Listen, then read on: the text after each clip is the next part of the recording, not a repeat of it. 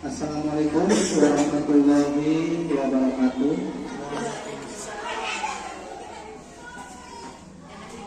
Alhamdulillah wa syukurillah wa bihi nasta'inu ala umuri dunya wa din wa ala alihi wa sahbihi ajmain. Yang terhormat Kepala Sekolah SDN Babakan 2 Ibu Haji NC SPD. Yang terhormat Bapak dan Ibu Guru SDN Babakan 2 yang ikut berpartisipasi di sini.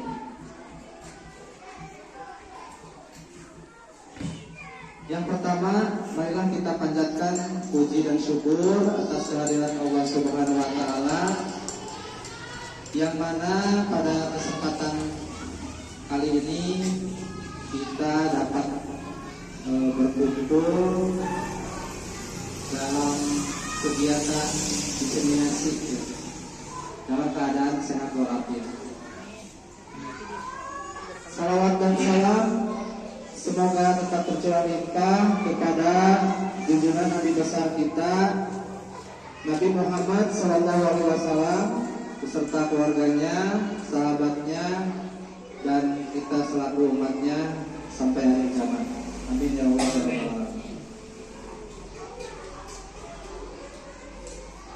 Bapak Ibu, pada kesempatan kali ini saya Teddy Prayoga, calon guru penggerak angkatan 8 dari SDN Babakan 2 Kabupaten Majalengka. Nah, di sini saya akan menyebarkan pemahaman dan penerapan pengalaman, ya. Atau bisa kita sebut juga diseminasi, Bapak Ibu, ya. Namanya yaitu untuk menyebarkan pemahaman dan penerapan pengalaman saya selama belajar di pendidikan guru penggerak ini, ya. Pada pendidikan guru penggerak ini, alhamdulillah saya sudah menjalani pembelajaran pendidikan, ya. Sudah berjalan 2 bulan lebih, Bapak Ibu, ya. Sudah lumayan hampir 40% dari pembelajaran saya selama pendidikan, yang mana pada pendidikan guru penggerak itu waktunya 6 bulan, Bapak Ibu. Saya paling beres itu nanti tanggal 30 November, akhir November. Nah, pada kesempatan kali ini saya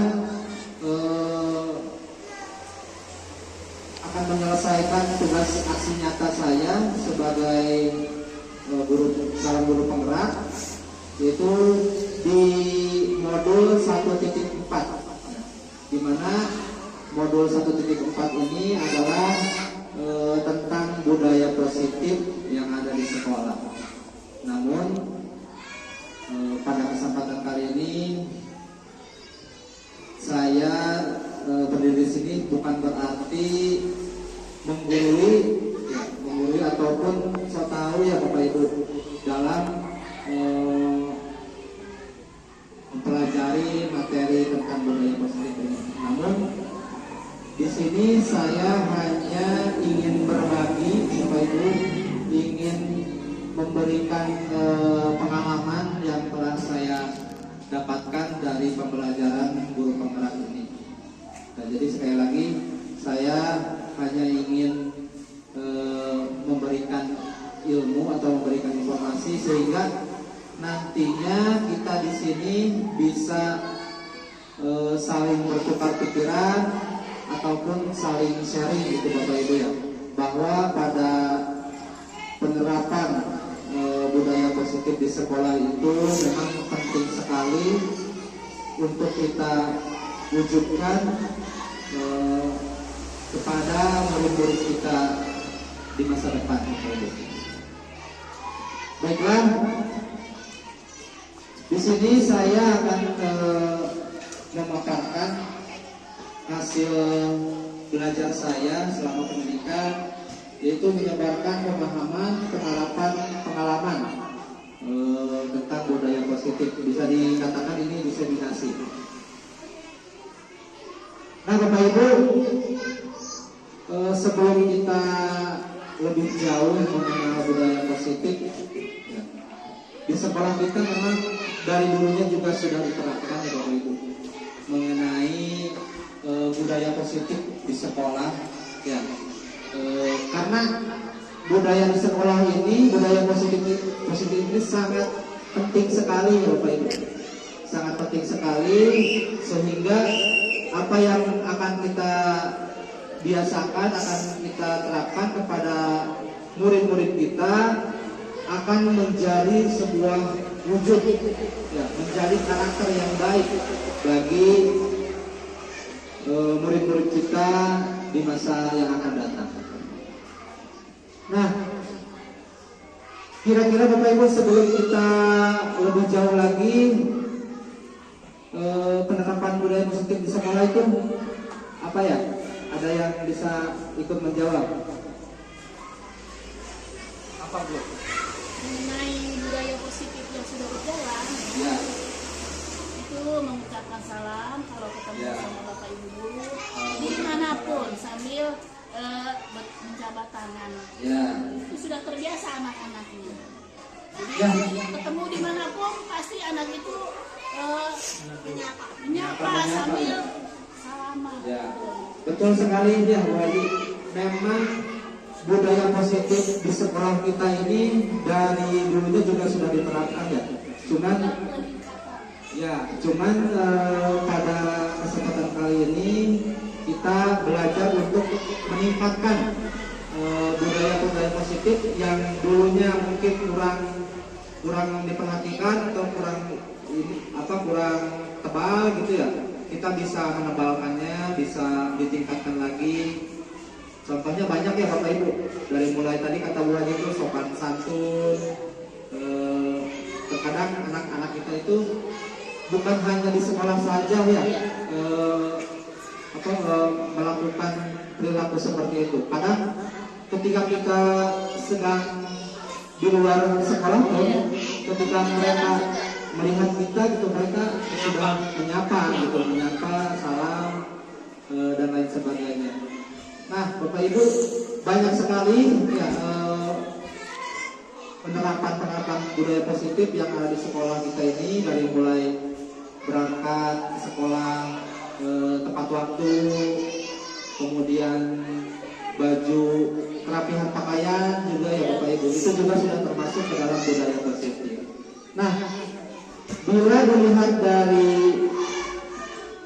teori bahwa budaya positif ini merupakan pembiasaan yang bernilai positif, di mana di dalamnya sejumlah kegiatan-kegiatan yang mampu menumbuhkan karakter murid yang mempunyai nilai atau keyakinan sekolah atau kelas yang sesuai dengan profil Pancasila.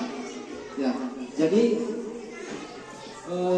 mengaitkan dengan pembelajaran sekarang itu ya Bapak Ibu. Memang di dalam kurikulum Merdeka ini lebih ditingkatkan lagi ya moralnya, kemudian akhlaknya sesuai dengan yang paling pertama itu di dalam profil Pancasila adalah beriman dan berakhlak mulia. Ya, itu adalah menjadi sebuah elemen yang paling penting ya, yang bisa kita terapkan kepada peserta didik kita ya. Itu yang paling penting. Nanti yang lainnya dari mulai mandiri, kemudian bernalar kritis, itu nanti akan mengikuti ya Bapak Ibu. Yang penting dulu berakhlak mulianya, beriman dan berakhlak mulianya. Ya, budi pekertinya itu yang paling utama dulu ya. Jadi memang budaya positif di sekolah ini memang perlu sekali kita terapkan, perlu kita biasakan kepada murid-murid kita, sehingga akan terwujud murid yang bertanggung jawab dan mandiri ya, sehingga nanti akan sesuai dengan profil pelajar Pancasila. Nah, di sini juga profil pelajar Pancasila dapat terbentuk dari lingkungan sekolah yang memiliki budaya positif. Ya, jadi bisa kita simpulkan bahwa kalau sekolahnya tidak membiasakan atau tidak menerapkan budaya-budaya positif di sekolah, kemungkinan besar nanti murid-murid kita tidak akan bisa menerapkannya, gitu. Tidak akan bisa mengimplementasikannya di sekolah ataupun di luar. Jadi memang harus dari sekolahnya dulu ya, dari kita gurunya dulu ya, harus membiasakan tentang budaya positif ini. Kemudian terwujudnya budaya positif ini memerlukan proses kolaborasi Bapak Ibu, semua warga sekolah, orang tua dan lingkungan masyarakat. Ya. Untuk semua warga sekolah kita harus berkolaborasi ya, dari mulai kepala sekolah, kemudian guru dan lainnya gitu, dan staf TU dan lainnya, itu kita harus saling menguatkan ya Bapak Ibu. Kemudian juga orang tua ya, orang tua juga sangat berperan penting sekali terhadap budaya positif di sekolah ya, sehingga antara kolaborasi warga sekolah termasuk kita sebagai guru dan orang tua dan lingkungan masyarakat atau komite juga itu akan terwujud sebuah budaya positif, sehingga murid kita dengan terbiasanya budaya positif akan membiasakan karakter-karakter yang baik. Seperti itu Bapak Ibu. Nah, di sini ada 5 budaya positif yang dapat membuat anak tumbuh menjadi pribadi yang berkarakter positif. Yang pertama adalah gerakan literasi sekolah. Gerakan literasi sekolah ya. Gerakan literasi sekolah ini sudah kita terapkan juga ya Bapak Ibu. Ya, walaupun memang masih perlu ditingkatkan lagi. Ya. Kita kemarin sudah dihimbau oleh kepala sekolah untuk membiasakan murid kita literasi. Ya. Satu hari itu literasi di perpustakaan ya.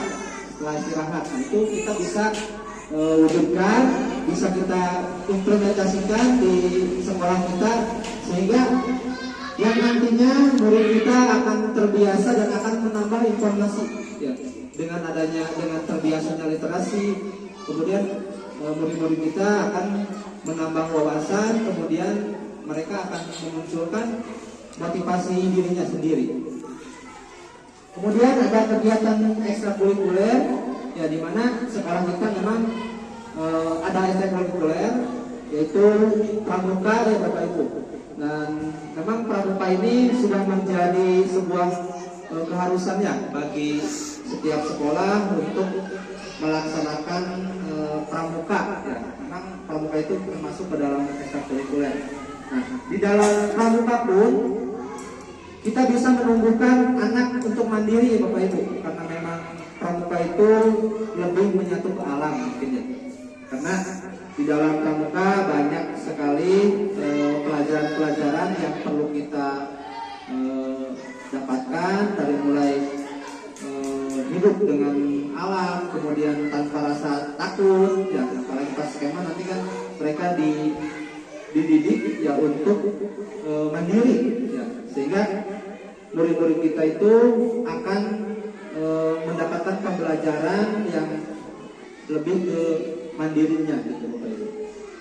Kemudian yang ketiga adalah kegiatan pembiasaan awal dan akhir proses pembelajaran. Nah, ini pembiasaan awal dan akhir proses pembelajaran kita bisa menerapkan untuk bisa literasi terlebih dahulu, ataupun kalau berdoa kita setiap pagi selalu berdoa ya, karena memang kita sudah menjadi kebiasaan sekolah kita untuk menerapkan budaya positif, yaitu salah satu contohnya adalah berdoa di pagi hari sebelum belajar dan berdoa setelah pulang sekolah. Itu sudah menjadi kebiasaan kita ya. Memang sangat bagus sekali ya untuk penerapan budaya positif, pembiasaan awal dan akhir proses pembelajaran. Kemudian membiasakan perilaku baik bersifat spontan. Nah, ini maksudnya Bapak Ibu, dengan kita membiasakan anak sopan santun, kemudian berperilaku baik, sehingga di kemudian hari bila mana anak mendapatkan suatu masalah ataupun mendapatkan suatu musibah gitu ya, mereka bisa menghadapinya dengan baik ya, tanpa harus melakukan hal-hal yang negatif ya. Misalkan pada saat anak kehilangan pulpennya misalkan di kelas itu, kalau kita membiasakan anak itu untuk berperilaku baik, mereka paling beli gitu ya, beli ke kantor ataupun ambil ke rumahnya gitu. Nah, apabila mereka bersifatnya tidak baik gitu, mungkin bisa saja dia mencuri dari temannya. Nah, sehingga dengan membiasakan perilaku baik ya, bersifat seperti ini, anak akan tidak akan ada berperilaku negatif ya, kepada temannya ataupun kepada orang-orang lain yang ada di sekitarnya. Kemudian yang kelima, menetapkan tata tertib. Nah, ini kalau tata tertib di sekolah kita memang sudah diterapkan ya Bapak Ibu, sudah diterapkan tata tertib sekolah. Memang setiap sekolah pun pasti ada tata tertibnya, ada aturannya yang harus kita laksanakan, yang harus kita taati ya, tata tertib itu. Namun nanti ada penjelasan tentang aturan sekolah di slide-slide berikutnya Bapak Ibu. Nah, pada kegiatan budaya positif ini, di sini ada konsep-konsep inti yang nanti akan saya jelaskan ataupun saya berbagi pengalaman ya, di mana konsep-konsep itu ada perubahan paradigma belajar, kemudian ada disiplin positif, kemudian ada nilai-nilai belajar, kebutuhan manusia, kemudian ada motivasi perilaku manusia, kemudian ada posisi kontrol guru, keyakinan kelas, dan segitiga restitusi. Nah, di sini ada beberapa konsep yang perlu kita perhatikan dalam modul budaya positif ini. Ya. Baiklah, yang pertama adalah perubahan paradigma belajar. Nah, perubahan paradigma belajar ini berdasarkan prinsip-prinsip pembelajaran yang berdiferensiasi, sehingga setiap murid dapat belajar sesuai dengan kebutuhan dan tahapan perkembangannya untuk mewujudkan profil pelajar Pancasila. Nah, Bapak Ibu, terkadang kita ini yang namanya perubahan paradigma belajar, kita selalu berfokus kepada guru, di mana guru hanya mementingkan tugasnya saja, ceramah ataupun belajar hanya mentransfer ilmu. Nah, di sini perubahan paradigma belajar ini lebih ke berpihak kepada murid, ya, di mana kita itu harus dibiasakan ya untuk pembelajaran yang berpihak kepada murid, yang sesuai dengan Ki Hajar Dewantara, di mana beliau memberikan statement yaitu guru adalah menjadi contoh teladan, menjadi penuntun bagi murid-muridnya, yang mana murid adalah yang mana kita harus menghambakan murid. Namun pada statement tersebut lebih ke berpihak kepada muridnya. Namun pada zaman dulu mungkin kosakatanya masih perlu diperbaiki lagi. Nah, jadi maksud dari itu di mana kita harus menyesuaikan atau memberikan kebutuhan-kebutuhan yang dibutuhkan oleh murid kita, sesuai dengan pembelajaran yang berdiferensiasi, ya, di mana pembelajaran berdiferensiasi itu adalah guru harus memberikan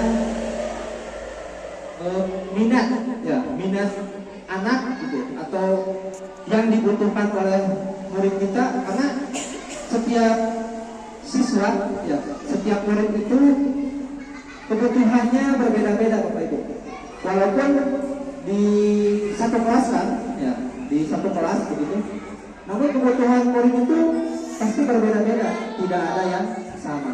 Ya, maka dari itu untuk perubahan paradigma belajar kita harus merubah perubahan ke arah yang lebih baik, ke arah yang sesuai dengan zamannya, yaitu paradigma belajar yang berdiferensiasi, yang disesuaikan dengan kebutuhan murid.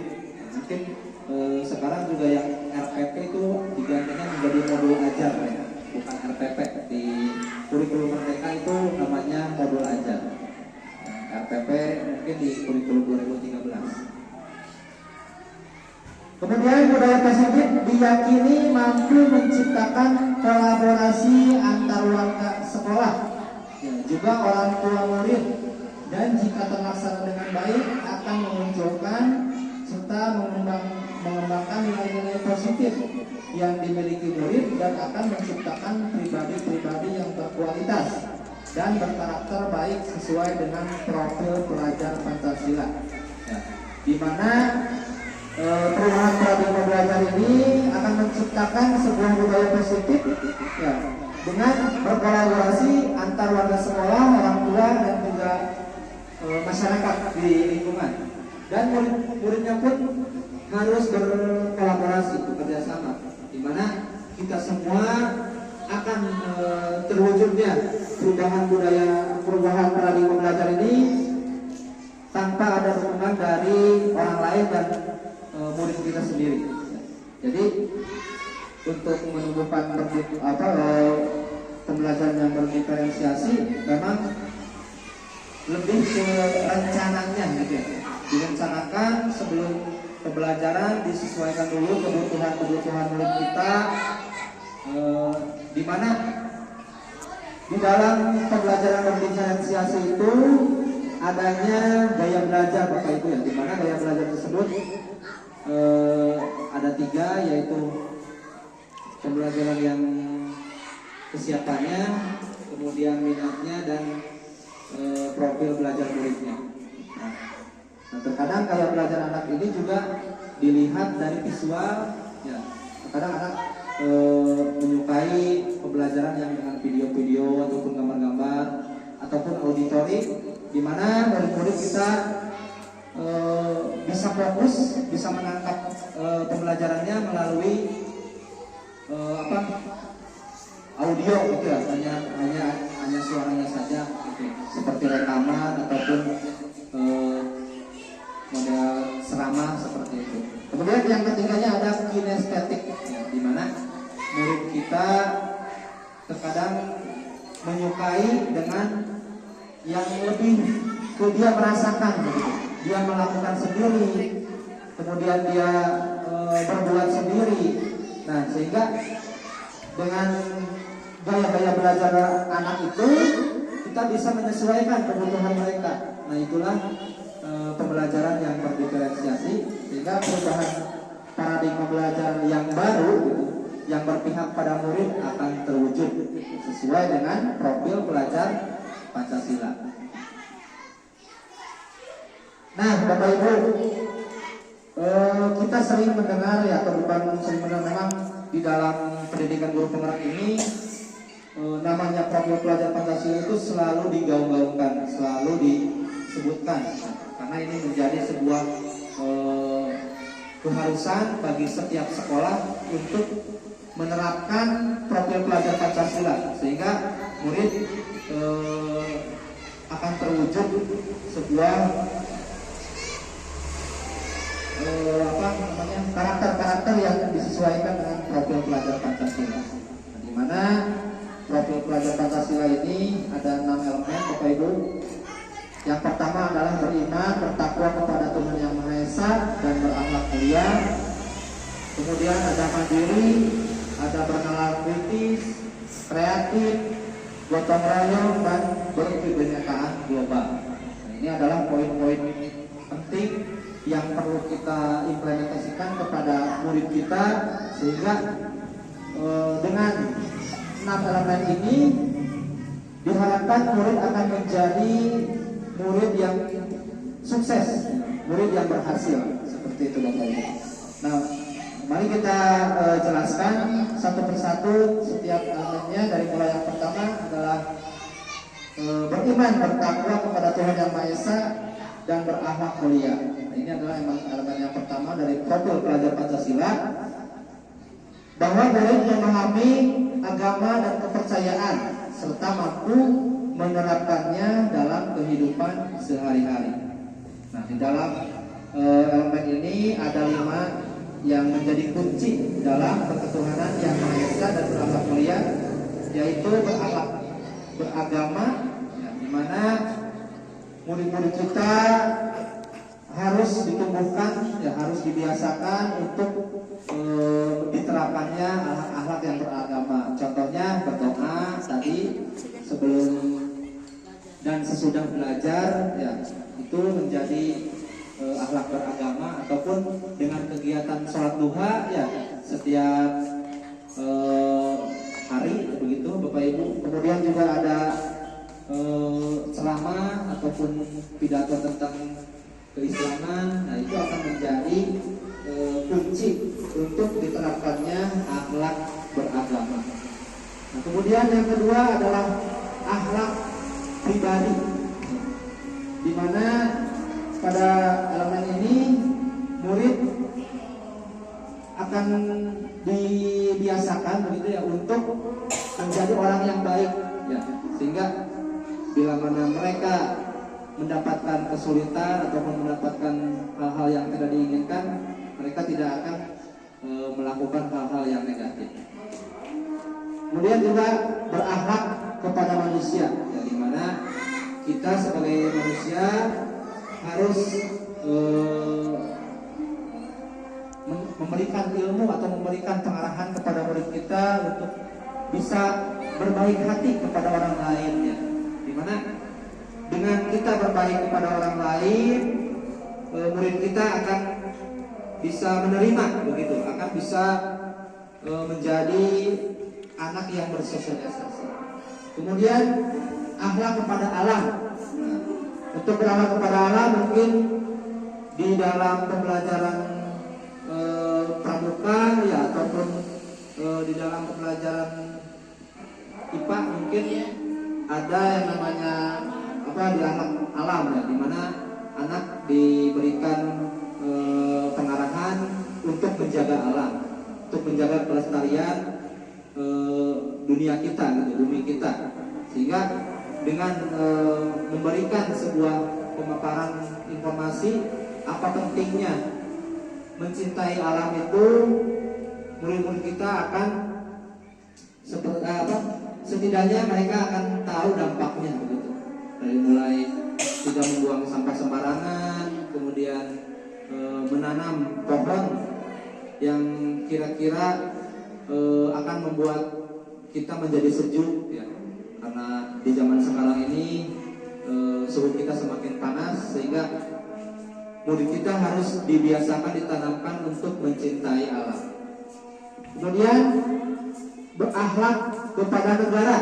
Nah, ini juga sebenarnya kita sudah sering, ya, menerapkan tersebut, di mana pada penerapannya yaitu tentang kepada negara ini dari mulai contohnya setiap hari Senin melakukan upacara, yaitu adalah salah satu bentuk membiasakan murid kita untuk mencintai, untuk menjadi jiwa nasionalismenya.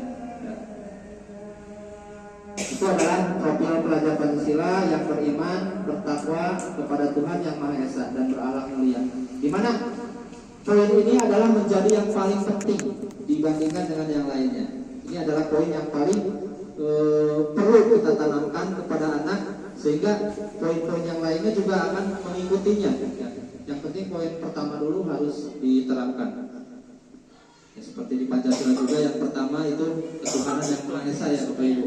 Yaitu profil Pancasila juga yang pertama itu beriman, bertakwa kepada Tuhan Yang Maha Esa dan berakhlak mulia. Ini yang paling penting sekali. Kemudian yang kedua ada berkebinekaan global. Nah, ini yang dimaksud dengan berkebinekaan global itu adalah di dalam budaya positif tersebut di atas murid mempertahankan budaya luhur, dan tetap berpikiran terbuka dengan budaya luar lain. Tumbuhnya rasa saling menghargai, mengenal dan menghargai budaya. Nah, maksud dengan berkebinekaan global ini, murid kita harus diberikan atau informasi ya mengenai budaya-budaya yang ada di sekitar kita, budaya kultur kita, sehingga di kemudian hari mereka tidak akan hilang ya budayanya, budaya-budaya yang sudah kita tanamkan kepada anak sesuai dengan nenek moyang kita, di mana budaya-budaya tersebut harus dipertahankan dan harus dilestarikan begitu ya. Namun tidak menutup kemungkinan untuk zaman juga ya Bapak Ibu, di mana zaman sekarang kan yang namanya informasi tentang budaya dari luar itu sangat luas sekali ya, sangat perlu perhatian khusus bagi anak-anak kita. Terkadang mereka lebih menyukai budaya-budaya dari luar gitu, tanpa melihat budaya-budaya di sekitar kita itu semakin hari semakin tidak terlihat. Nah, maka dari itu kita sebagai guru harus memunculkan, harus memberikan sebuah pembelajaran ya, di mana kita harus bisa mempertahankan budaya-budaya luhur kita dan berkolaborasi dengan budaya-budaya yang zaman sekarang. Kita bisa dikombinasikan, kita bisa disatukan begitu, sehingga akan memunculkan jiwa yang kreatif dan inovatif.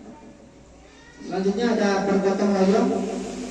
Nah, dengan budaya positif di atas dapat menumbuh kembangkan sikap bergotong royong, mampu melakukan kegiatan secara bersama-sama sehingga tercipta kolaborasi yang baik antar warga sekolah, adanya rasa peduli satu sama lain.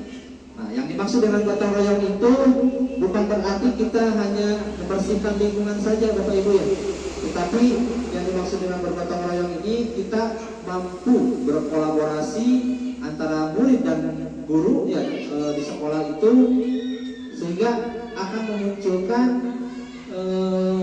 sekolah yang berprestasi Bapak Ibu ya.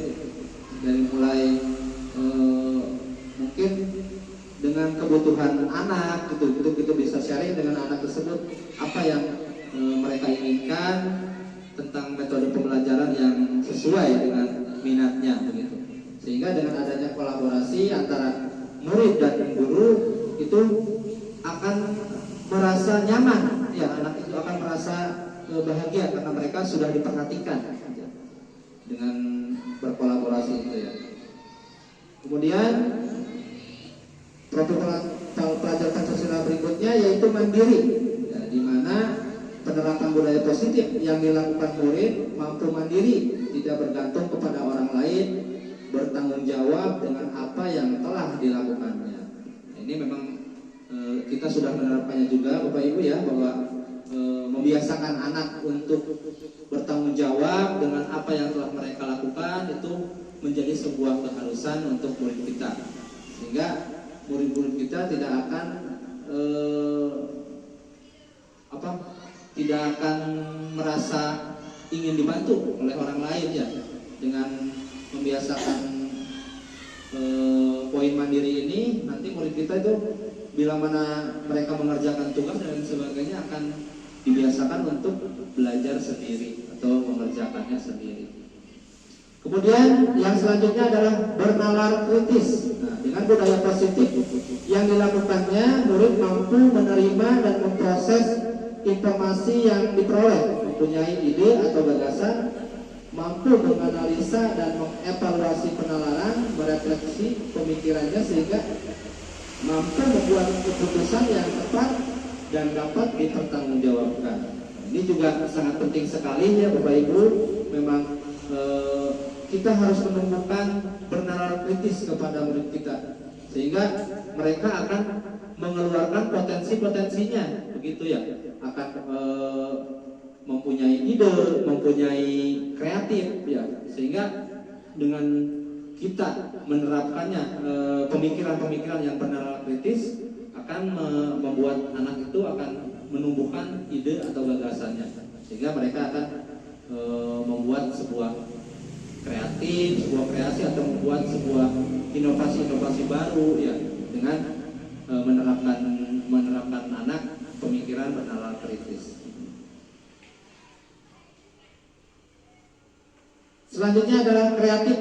Nah, ini adalah dari penerapan budaya positif tersebut, murid mampu menghasilkan gagasan, menghasilkan karya yang bermanfaat, bermakna dan berdampak bagi dirinya maupun orang lain. Nah, tadi yang telah saya jelaskan bahwa dengan adanya bernalar kritis mereka akan menumbuhkan ide-ide yang yang kreatif gitu ya. Sehingga dengan menumbuhkan kreatif ini, anak ini akan menghasilkan karya yang bermanfaat bagi dirinya, kemudian juga bagi sekolahnya. Sehingga dengan adanya dengan menumbuhkannya pemikiran yang kreatif atau metode-metode yang kreatif, anak akan mempunyai hasil karyanya gitu ya. Mereka akan termotivasi untuk semangat dengan menumbuhkan poin kreatif ini. Selanjutnya yang terakhir adalah ini yang terakhir ya, yang kreatif. Nah, di sini ada makna dari budaya positif ya. Nah, di sini budaya positif diyakini mampu menciptakan kolaborasi antara warga sekolah dan orang tua murid, dan jika terlaksana dengan baik akan memunculkan serta mengembangkan nilai-nilai positif yang dimiliki murid dan akan menciptakan pribadi-pribadi yang berkualitas dan berkarakter baik sesuai dengan profil pelajar Pancasila. Bapak Ibu masih semangat? Ya, semangat ya. Ya, walaupun sudah siang, memang kita harus tetap semangat, harus tetap berjuang demi murid-murid kita. Ya. Nah, sekarang di sini ada miskonsepsi tentang makna teori kontrol, ya, di mana Dr. William Glasser dalam kontrol teorinya yang kemudian hari berkembang dan dinamakan choice control, meluruskan beberapa miskonsepsi tentang makna kontrol. Nah, di sini bahwa makna dari teori kontrol ini adalah sebuah yang mana tidak sesuai dengan apa yang telah kita lakukan atau kita bayangkan. Di sini juga ada yang pertama adalah ilusi guru mengontrol murid. Nah, kita berpikir bahwa dengan kita bisa dengan mengontrol murid, bahwa kita adalah yang mengontrol guru, yang mengontrol murid. Nah, sebetulnya itu hanya bayangannya, hanya ilusi, ya, hanya ilusi atau bayangan. Nah, di mana guru itu memang tidak bisa mengontrol murid. Nah, di sini yang dimaksud dengan mengontrol murid ini, terkadang anak itu di depan kita mau ya disuruh ataupun disuruh mengerjakan, gitu. Mereka mau. Nah, terkadang kita itu merasa kita sudah mengontrol mereka. Nah, padahal murid itu terkadang mereka hanya mau-maunya saja gitu. Kemudian setelah gurunya tidak ada, mereka akan kembali lagi ke seperti biasanya gitu. Misalkan dengan tidak, yang biasanya anak itu mengerjakan tugas begitu ya. Kalau kita sudah memberikan tugas, terkadang ada anak yang tidak mengerjakan. Jadi guru itu sebenarnya tidak bisa mengontrol murid. Selanjutnya yang kedua adalah bahwa ilusi bahwa semua penguatan positif, efektif dan bermanfaat. Nah, yang dimaksud ini adalah bahwa guru itu memberikan penguatan, memberikan sebuah sebuah nasihat kepada anak itu. Terkadang itu kita merasa ini manfaat sekali bagi murid. Tapi ada yang sebagian murid itu yang namanya penguatan itu hanya muncul orang nama masuk dari kanan, keluar dari kiri gitu ya. Nah, jadi kita bahwa penguatan positif, efektif dan bermanfaat ini hanya ilusi ya, Bapak Ibu. Kemudian yang ketiga adalah ilusi bahwa kritik dan membuat orang merasa bersalah dapat menguatkan karakter. Nah, di sini terkadang kita memberikan kritik atau kita memberikan sebuah memberikan saran kepada murid kita gitu ya, itu akan menguatkan karakter mereka ya. Padahal sebenarnya itu belum tentu bisa menguatkan mereka ya. Terkadang anak itu ya tadi ya hanya mendengarkan saja, atau hanya mungkin harus ada motivasi dari dirinya sendiri ya, sehingga mereka bisa mengontrol dirinya. Karena yang bisa mengontrol dirinya hanya dirinya sendiri, bukan orang lain ya, ataupun kita sebagai guru. Nah, di sini juga ada ilusi bahwa orang dewasa memiliki hak untuk memaksa. Nah, kita sebagai guru merasa yang paling dewasa ya di antara murid-murid kita ya. Terkadang kita memaksa ya kepada murid kita untuk melakukan hal-hal lain begitu, hal yang perlu kita lakukan. Nah, sebenarnya itu hanya ilusi ya. Terkadang ada yang lebih muda tapi pemikirannya lebih dewasa ya. Terkadang ada yang masih anak-anak gitu ya, tapi mereka bisa lebih dewasa dibandingkan teman yang lainnya dari kelas 6 misalkan, ada yang dari kelas 2 lebih dewasa dibandingkan. Nah, jadi ilusi bahwa orang dewasa memiliki hak untuk memaksa itu hanya bayangan atau hanya ilusi.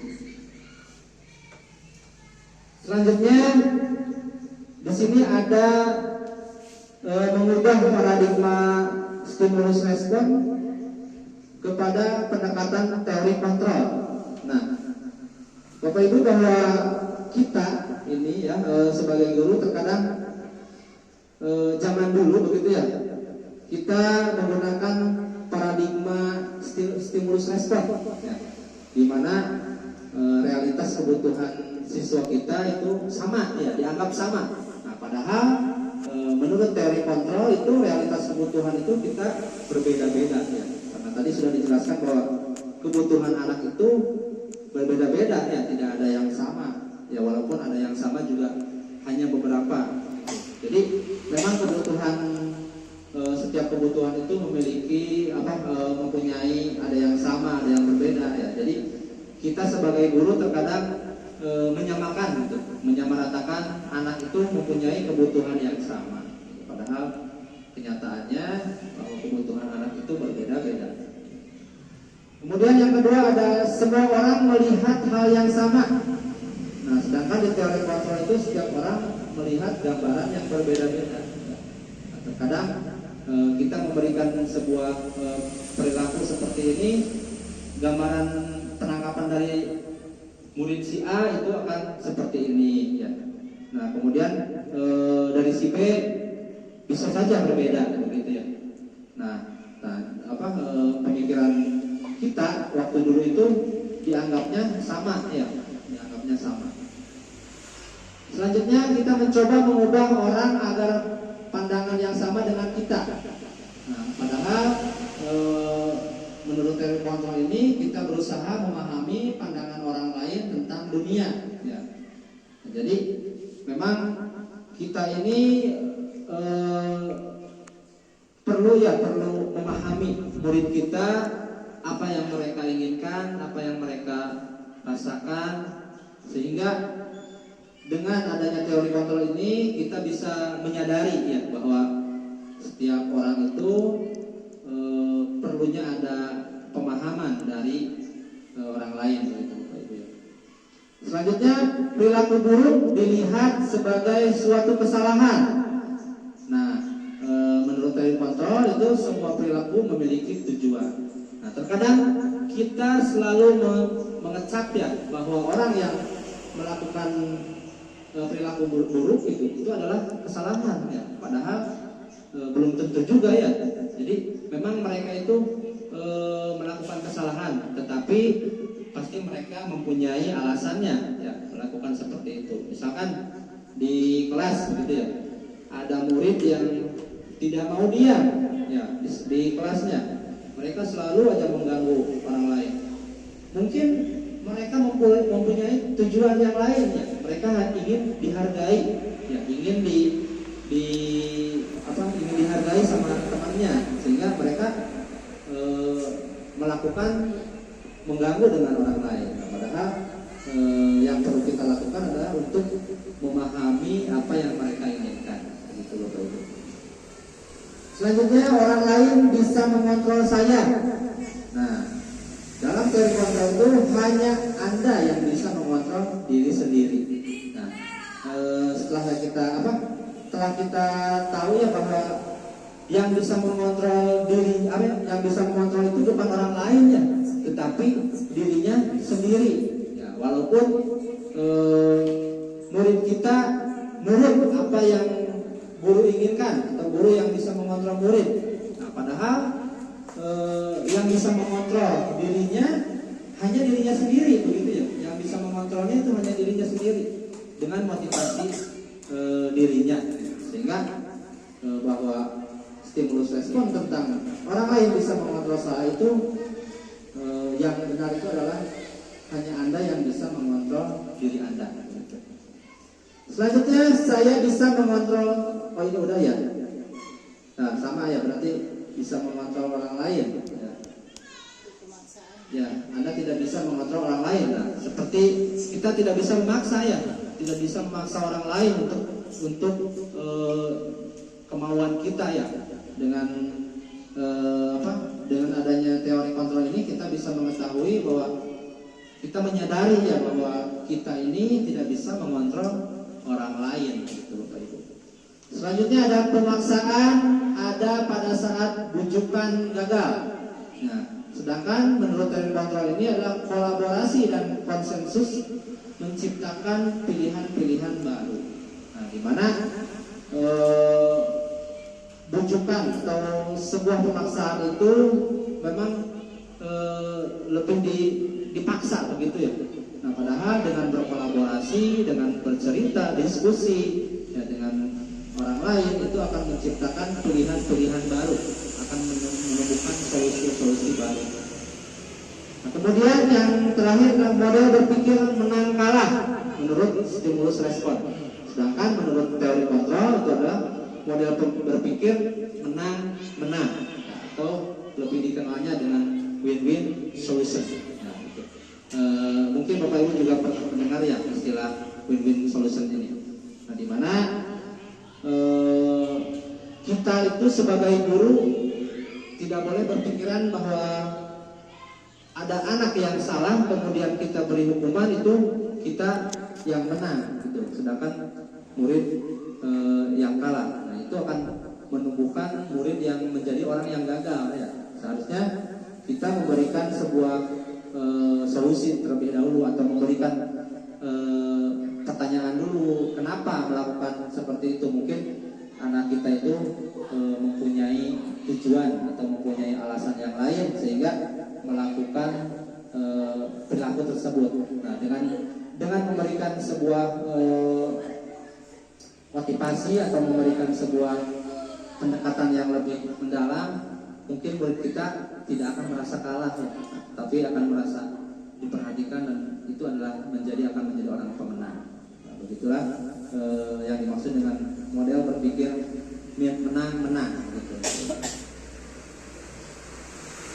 Nah, sekarang adalah yang kedua adalah disiplin positif. Nah, di mana disiplin positif ini adalah menumbuhkan disiplin yang didorong dalam diri anak tanpa hukuman dan hadiah. Nah, ini adalah disiplin positif ini sebenarnya bukan maksudnya pengertiannya bukan disiplin tentang apa yang mereka takuti kemudian harus mengikuti aturan dan lain sebagainya. Bahwa di sini disiplin positif ini untuk belajar, ya, untuk mendorong supaya anak ini tidak mendapatkan hukuman ataupun penghargaan, tapi mereka bisa menumbuhkan disiplin positifnya itu dari dirinya sendiri, ya, dari motivasi sendiri, atau lebih dikenal dalam pembelajaran di guru penggerak itu adalah motivasi intrinsik, ya. Dan ada dua ya, ada motivasi intrinsik, ada motivasi eksternal. Gitu. ekstrinsik, bukan eksternal, ekstrinsik. Nah, di sini ada manfaat dari menumbuhkan disiplin positif, di mana kita dapat menumbuhkan kepercayaan diri anak. Selanjutnya dapat mendukung kemandirian anak dan rasa bertanggung jawab atas dirinya, dan dapat mendukung lingkungan yang lebih baik. Nah, di mana dengan menumbuhkan disiplin positif ini, kita akan mendapatkan akan terbiasa dengan percaya diri, ya, akan lebih percaya diri tanpa takut ada hukuman, ya, ataupun ada yang perlu dicapai, begitu ya. Terkadang dengan mendapatkan penghargaan pun itu murid itu kurang baik, ya, karena belum termotivasi dari dirinya. Nah, kemudian mendapatkan mendukung kemandirian dan rasa tanggung jawab. Nah, di mana poin mandiri dan bertanggung jawab ini memang perlu kita tanamkan, perlu kita implementasikan kepada murid kita, sehingga dengan memberikan sebuah pembelajaran, ya, dengan kemandirian dan bertanggung jawab, murid itu akan terbiasa, ya, dan mendukung lingkungan yang lebih baik, ya. Dengan adanya disiplin positif itu akan mendukung terhadap orang lain, terhadap keluarganya, nah, kemudian dan terhadap kita selaku yang ada di sekolah, warga sekolah, dengan lingkungan yang baik, dengan menerapkan disiplin positif, anak-anak kita akan terbiasa dengan adanya disiplin positif. Ya. Nah, kita sebagai pendidik, tujuan kita adalah menciptakan anak-anak yang memiliki disiplin diri, sehingga mereka bisa berperilaku dan mengacu pada nilai-nilai kebajikan universal dan memiliki motivasi intrinsik, bukan ekstrinsik. Nah, di mana dengan menumbuhkan disiplin positif ini mereka akan memiliki rasa motivasi intrinsik, ya, atau motivasi dari dirinya sendiri, bukan dari ekstrinsik. Melihat dari tadi bahwa disiplin positif ini adanya hukuman dan adanya hadiah, ya. Nah, di mana anak akan merasa mereka tidak mempunyai motivasi dari intrinsiknya, ya, dari dirinya. Ya, padahal ternyata memang hukuman itu adalah mereka akan terbiasa dengan tumbuhnya motivasi ekstrinsik. Nah, mereka akan ketakutan, ya. Mereka bukan misalkan masuk jam 7, ya, jam 7 pagi. Nah, mereka akan berlomba-lomba, akan secepat mungkin supaya tidak terlambat, begitu ya, ke sekolah. Karena adanya hukuman, ya. Dengan adanya hukuman mereka itu akan takut, ya, dengan aturan yang berlaku. Nah, itu sebenarnya itu motivasi ekstrinsik, ya, di mana mereka bukan ingin ke sekolah itu ingin dari dirinya gitu, tapi takut ada hukuman, takut ada hukuman yang mana mereka bila melakukan kesalahan akan diberikan hukuman. Mereka akan takut. Nah, itu adalah motivasi ekstrinsik. Kemudian misalkan mereka yang ranking 1, yang pintar gitu, diberikan penghargaan berupa buku, begitu ya. Memang sebenarnya itu bagus, ya, gitu. Cuman alangkah baiknya untuk memberikan sebuah penghargaan itu tanpa dilihatkan kepada temannya. Itu akan menimbulkan iri, ya, kepada teman-teman sekolahnya, gitu ya. Nah, itu mereka akan dengan melakukan memberikan sebuah penghargaan atau hadiah itu, mereka akan termotivasi, namun motivasinya bukan dari dirinya, tapi dari luar, ya, karena mereka pengen hadiah, gitu. Nah, tadi telah disinggungnya dalam disiplin positif ini bahwa untuk menumbuhkan disiplin positif ini mengacu pada nilai-nilai kebajikan, ya. Maksudnya nilai-nilai kebajikan itu adalah nilai-nilai yang penting, nilai-nilai yang menurut murid-murid kita atau kita sebagai guru itu penting ya. Itu menjadi keyakinan nilai kita. Nah, di sini ada nilai-nilai kebajikan, di mana nilai-nilai kebajikan yang disepakati bersama lepas dari suku, bangsa, agama, bahasa maupun latar belakangnya. Nilai-nilai ini merupakan payung besar dari sikap dan perilaku kita, atau nilai-nilai ini merupakan fondasi kita untuk berperilaku. Nilai-nilai kebajikan adalah sifat-sifat positif manusia yang perlu merupakan tujuan mulia yang ingin dicapai setiap individu. Bahwa nilai-nilai kebajikan ini adalah nilai-nilai yang kita yakini ya Bapak Ibu. Nilai-nilai yang perlu kita biasakan, perlu kita implementasikan kepada murid kita ataupun kepada diri kita sendiri. Ini menjadi sebuah motivasi intrinsik ya, di mana nilai-nilai kebajikan ini perlu kita tanamkan kepada diri kita, sehingga kita akan menjadi orang yang berperilaku baik, bertanggung jawab, kemudian juga akan beriman kepada Tuhan Yang Maha Esa. Nah, di sini ada contoh nilai-nilai kebajikan dari institusi atau dari organisasi. Nah, ini adalah contoh-contoh nilai kebajikan Bapak Ibu ya. Kita bisa melihat contoh nilai kebajikan dari profil pelajar Pancasila. Nah, tadi yang 6 elemen itu adalah nilai-nilai kebajikan ya, nilai-nilai yang positif.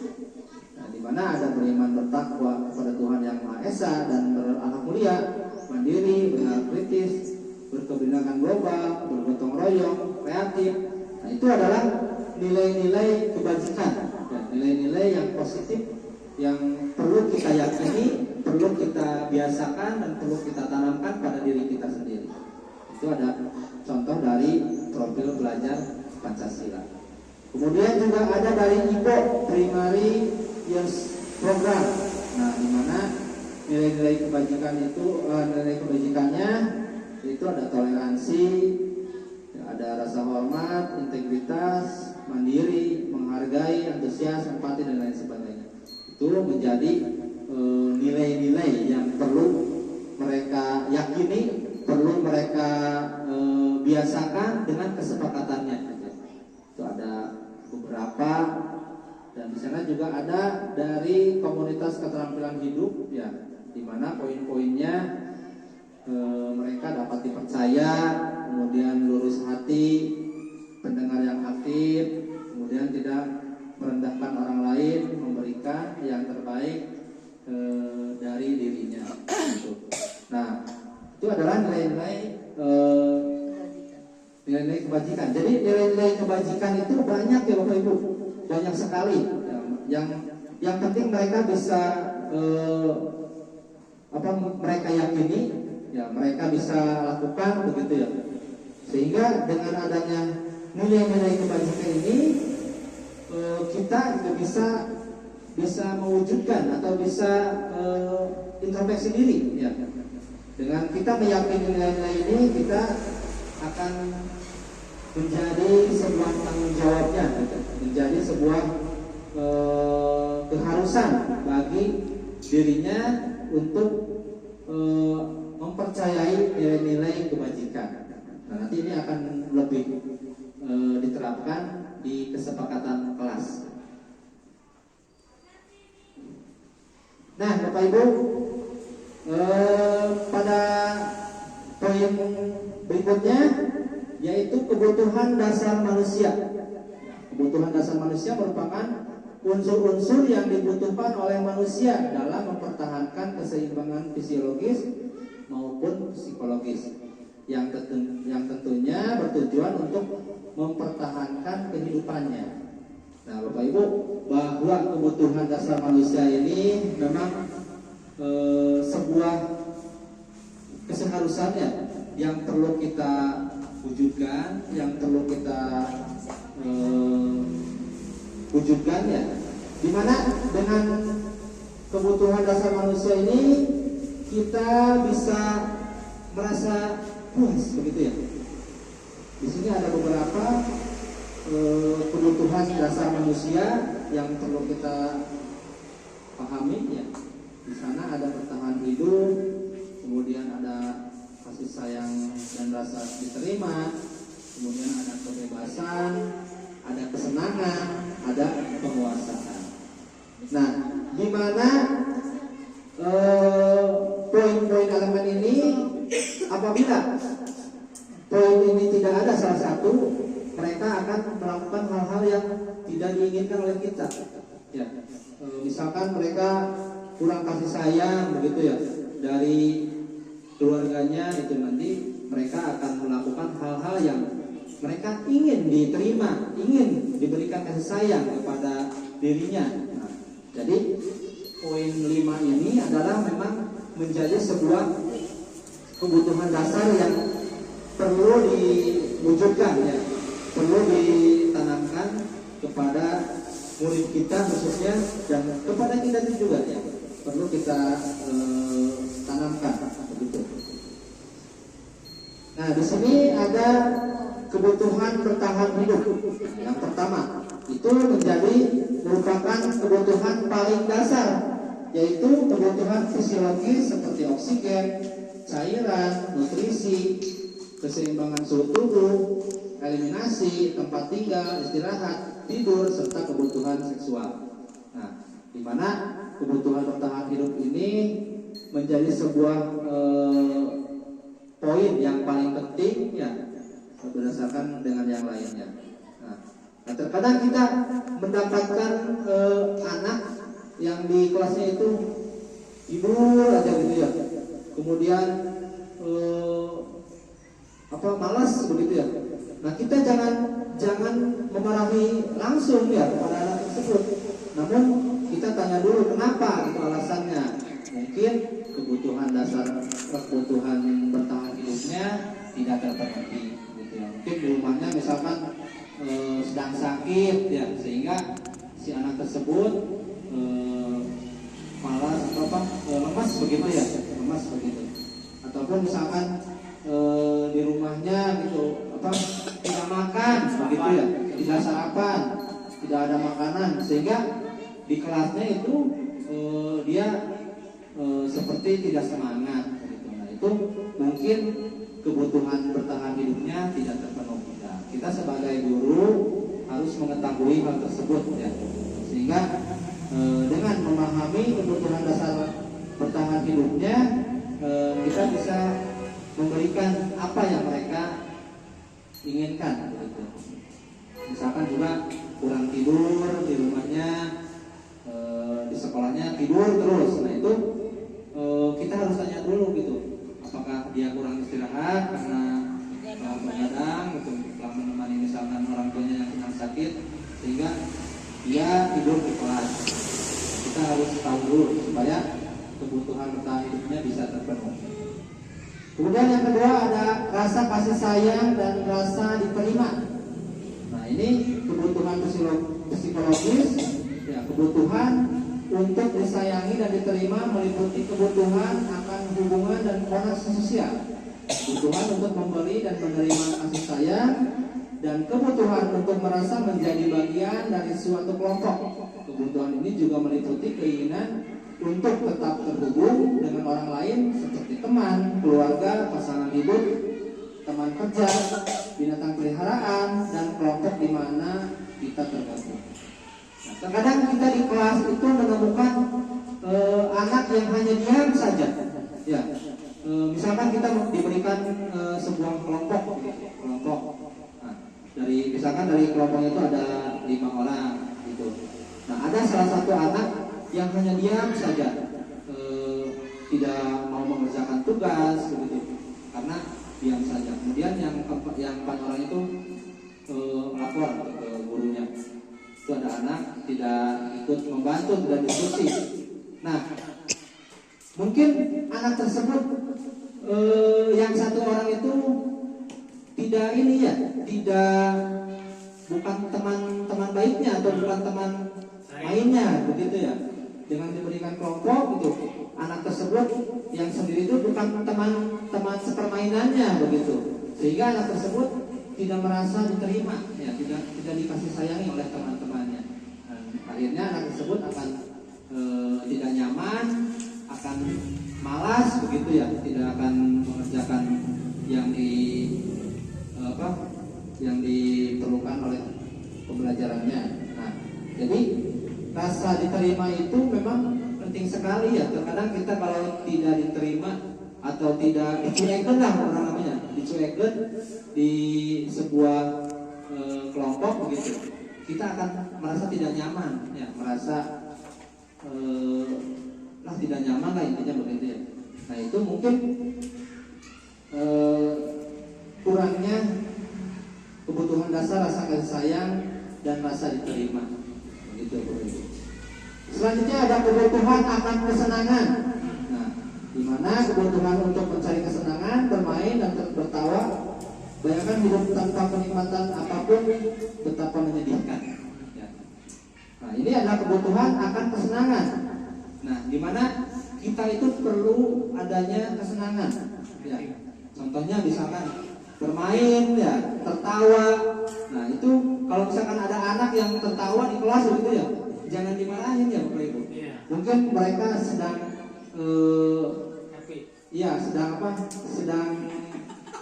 sedang menikmati kebutuhan dasarnya begitu ya. Sedang itu ya. Sedang merasakan mungkin di rumahnya tidak bisa tertawa, sehingga di sekolah itu bisa tertawa. Mereka bisa memenuhi ya kebutuhan hidup akan kesenangannya. Begitu. Selanjutnya ada penguasaan. Nah, kebutuhan pengakuan atas kemampuan. Nah, kebutuhan ini berhubungan dengan kekuatan untuk mencapai sesuatu, menjadi kompeten, menjadi terampil, diakui atas prestasi dan keterampilan kita. Didengarkan dan memiliki rasa harga diri. Kebutuhan ini meliputi keinginan untuk dianggap berharga, bisa membuat perbedaan, bisa membuat pencapaian, kompeten, diakui, dihormati. Ini meliputi self-esteem dan keinginan untuk meninggalkan pengaruh. Nah, ini kebutuhan dasar penguasaan ini, ya, terkadang kita menemukan murid yang ingin tampil, kemudian ingin yang paling, saya yang jadi pemimpin, saya yang ke depan. Nah, itu mungkin anak itu sedang memenuhi kebutuhan rasa penguasaan. Nah, contohnya si Jabar ya, di kelas 4. Nah, mungkin di rumahnya itu ada tekanan ibu, ya, ada tekanan dari rumahnya, tidak boleh, misalkan ingin melakukan apa, gitu, tidak boleh. Sehingga di sekolah mereka mengeluarkannya, ya, mengeluarkannya, penguasaannya begitu. Jadi dengan kita memahami kebutuhan dasar anak kita itu akan terwujud sebuah perilaku yang baik. Kemudian yang terakhir ini adalah kebebasan. Nah, kebutuhan untuk bebas adalah kebutuhan akan kemandirian, otonomi, memiliki pilihan dan mampu mengendalikan arah hidup seseorang. Anak-anak dengan kebutuhan kebebasan yang tinggi menginginkan pilihan. Mereka perlu banyak bergerak, suka mencoba-coba, tidak terlalu terpengaruh orang lain dan senang mencoba hal baru dan menarik. Nah, ini kebebasan banyak juga ya yang kita temui di anak-anak kita, bahwa terkadang anak tersebut pada saat pembelajaran itu hanya diam saja ya, atau hanya mengerjakan tugas saja. Tetapi ketika dilakukan speaking begitu ya, ataupun istirahat, mereka lepas gitu ya, mereka bermain bebas. Nah, mungkin anak tersebut menginginkan kebebasan ya. Nah, bisa jadi kita melakukan metode pembelajarannya di luar kelas begitu ya, ataupun di ruangan terbuka ya, sehingga anak itu akan merasa mempunyai kebebasan ya. Sehingga dengan kebutuhan kebebasan ini anak akan merasa terpenuhi begitu. Nah, jadi kesimpulannya, kebutuhan dasar manusia ini memang sangat penting sekali untuk kita terapkan, untuk kita harus bisa memahami ya, murid-murid kita. Barangkali itu anak tersebut tidak terpenuhi kebutuhannya ya, nah, itu akan menimbulkan efek yang negatif ya. Mereka akan melakukan hal-hal yang menyimpang begitu. Nah, dengan kita memahami kebutuhan dasar manusia murid kita, mungkin anak kita akan merasa dihargai, akan merasa diperhatikan, sehingga akan tumbuh rasa motivasi intrinsiknya akan tumbuh gitu ya, dengan kita memahami kebutuhan dasar anak kita.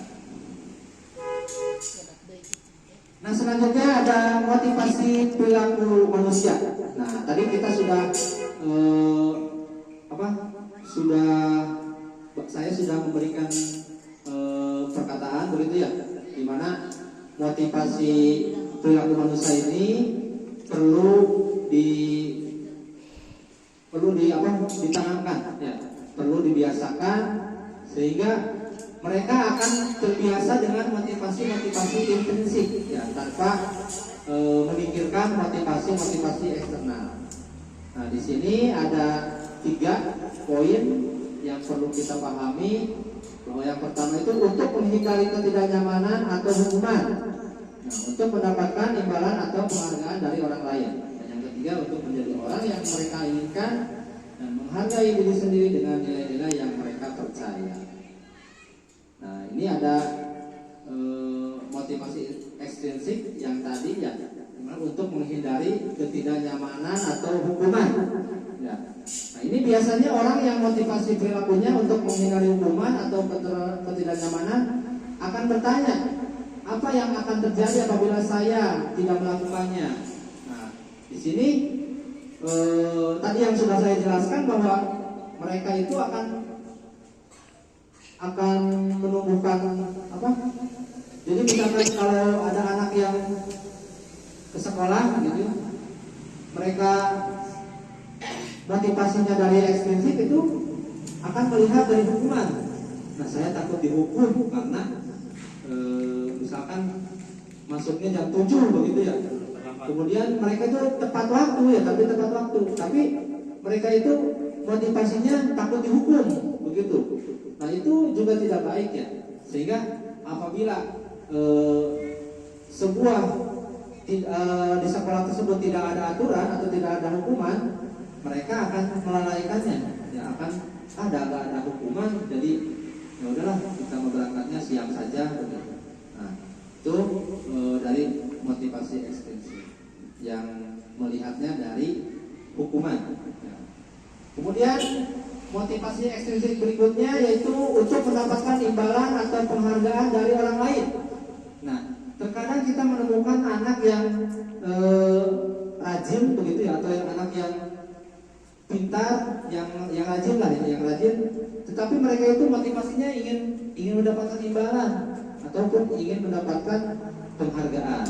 Nah, di mana anak-anak tersebut apabila kita tidak memberikan sebuah imbalan atau penghargaan, anak itu akan melalaikannya ya, akan berperilaku tidak baik begitu. Kemudian juga dengan berperilaku mendapatkan imbalan itu, motivasinya akan seperti itu terus ya, tidak akan ada dari dirinya sendiri ya. Mereka juga akan menanyakan, apabila saya melakukannya saya mendapatkan apa begitu ya.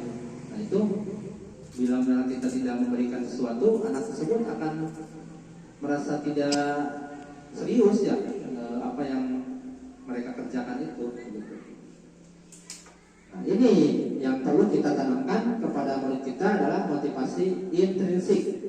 Nah, untuk menjadi orang yang mereka inginkan dan menghargai diri sendiri dengan nilai-nilai yang mereka percaya.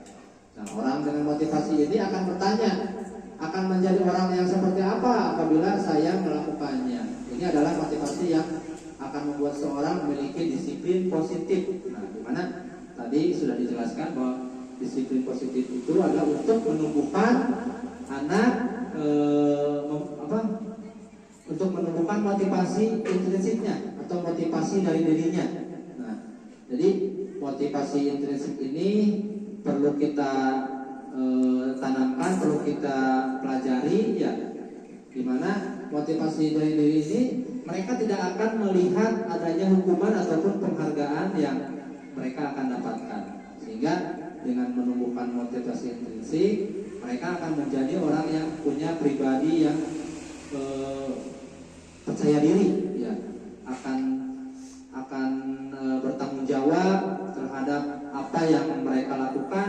Kemudian mereka juga bisa mandiri dengan apa yang akan mereka kerjakan, gitu ya. Jadi memang untuk menumbuhkan motivasi intrinsik ini perlunya pembiasaan, ya. Nah, kita juga sebagai guru juga harus mempunyai motivasi intrinsik, ya. Jadi walaupun kita sebagai pendidik begitu, kita juga harus terbiasa atau harus bisa menumbuhkan motivasi intrinsik. Misalkan kita ke sekolah hanya memberikan tugas saja di sekolahnya gitu, tanpa adanya bimbingan ataupun masuk ke kelas. Nah itu kalau misalkan tidak punya motivasi intrinsik akan melakukan hal seperti itu, bila mana kita dipantau misalkan oleh kepala sekolah, harus tepat waktu begitu ya di sekolah ataupun harus mengajar. Nah, ketika ada kepala sekolah kita rajin begitu ya, kita selalu masuk kelas.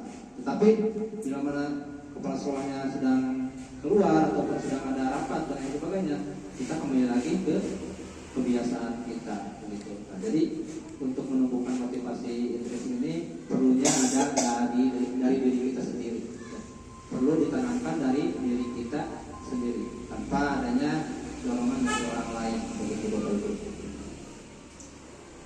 Lanjut. Nah, di sini ada sebuah tabel di mana di sini ada identitas gagal. Nah, identitas gagal itu adalah memberikan hukuman. Ya, sebenarnya kita sebagai guru tidak boleh ya memberikan hukuman kepada murid kita. Nah, nanti mereka akan merasa dicap sebagai orang yang gagal, ya, sebagai orang yang tidak sukses. Gitu. Nah, di sini ada sesuatu yang menyakitkan harus terjadi, kemudian tidak nyaman untuk murid anak untuk jangka waktu panjang. Nah, kemudian korban mendapatkan keadilan. Nah, murid akan tersakiti, perilaku pasif agresif meningkat, dan sistem tidak akan berjalan bila murid tidak takut. Nah, jadi pemberian hukuman kepada murid ini tidak akan menumbuhkan motivasi intrinsiknya. Ya, mereka akan merasa tersakiti, mungkin juga akan merasa dendam ya terhadap kita yang memberikan hukuman, ataupun mereka akan selalu ingat ya apa yang telah kita lakukan kepada murid kita apabila kita memberikan hukuman. Contohnya misalkan pada zaman saya sekolah gitu ya, yang namanya hukuman itu sudah menjadi kebiasaan begitu ya. Jadi mulai dijewer ya dulu ya, kemudian dilempar oleh penggaris yang papan itu ya. Dan saya juga mengalami ya. Ya, pakai sepatu begitu ya. Dulu juga waktu saya mengalami itu ya. Di SD juga masih Pak. Iya, ya memang itu sebenarnya tidak baik ya untuk untuk melakukan hukuman itu kepada murid kita. Nah, nantinya mereka akan merasa teringat terus ya. Kemudian akan yang kita takutkan akan balas dendam gitu ya. Kadang juga kalau anak-anak SMK atau SMA itu kan sudah dewasa gitu ya. Apabila guru melakukan hukuman begitu yang terlalu keras, ya banyak yang kejadian muridnya itu dendam begitu ya, berani sampai mereka itu berani berkelahi begitu, tanpa melihat lagi karena mungkin emosi begitu ya terhadap hukuman yang telah guru berikan. Nah, itu akan menjadi identitas gagal kepada murid kita. Mereka akan termotivasi untuk selalu berperilaku buruk ya, karena gurunya pun sebagai contoh teladan memberikan hal seperti itu. Nah, kemudian di sini ada identitas berhasil atau sukses. Nah, di sini kita juga bisa menerapkan untuk kedisiplinan positif ini memberikan sanksi ya, ataupun konsekuensi. Nah biasanya untuk konsekuensi itu sifatnya sudah ada kesepakatan atau sudah ada apa yang harus kita lakukan apabila melakukan kesalahan. Misalkan ditulis begitu ya, telat 5 menit membersihkan WC. Jadi mereka itu bila mana melakukan kesalahan tersebut sudah tahu konsekuensinya apa yang mereka lakukan gitu. Nah ini juga termasuk ke dalam identitas berhasil ya, yang perlu kita terapkan kepada murid kita. Misalnya ada korban bisa diabaikan, kemudian murid dan anak dibuat tidak nyaman. Nah, namun tetap saja ya dengan melakukan konsekuensi murid itu tetap tidak nyaman ya dengan adanya aturan tersebut, karena biasanya itu konsekuensinya dibuat aturan yang sudah ada begitu. Kemudian penguatan hanya bertahan dalam jangka pendek, memerlukan monitoring dan supervisi terus-menerus dari guru. Nah, terkadang karena mereka sudah tahu konsekuensinya, jadi udah berapa telat 5 menit lah, dan nanti juga paling membersihin WC begitu, ataupun paling membersihin kantor begitu. Jadi mereka itu hanya jangka motivasinya itu akan sebentar ya. Jadi hanya jadi motivasinya itu kurang ya begitu ya. Nah, yang sebelah kanan ada restitusi.